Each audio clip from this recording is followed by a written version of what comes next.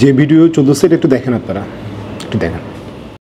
যে এ পর্যন্ত যেটুকু জেনেছি এখানে থানার ওসি আছেন, একটু যদি জানতে চাই নাম পরিচয় পাওয়া গেছে কিনা? হ্যাঁ, নাম পরিচয় পাওয়া গেছে ভাই।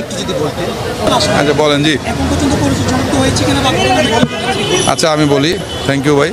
আজকে বেলা 12টা 30 মিনিটের সময় আপনার এই কেআইবির সামনে মেট্রো রেলের আপনার উপর থেকে এটা কি বেয়ারিং পিন পরে একজন পথচারী, যার নাম পরে আমরা জানতে পারি আবুল কালাম আজাদ, ওনার মাথায় পড়ে এবং তাৎক্ষণিক উনি স্পট ডেথ হয়, সাথে সাথে মারা যায়। আমরা মেট্রো রেলে বিয়ারিং প্যাড খুলে যাওয়ার ঘটনা এটা নতুন না, আগেও একবার হয়েছে। গত বছর খামারবাড়ি মেট্রো রেল ব্রিজ থেকে একটি বিয়ারিং প্যাড খুলে যাওয়ার কারণে 11 ঘন্টা মেট্রো রেল চলাচল বন্ধ ছিল। এটা সবাই আপনারা জানেন।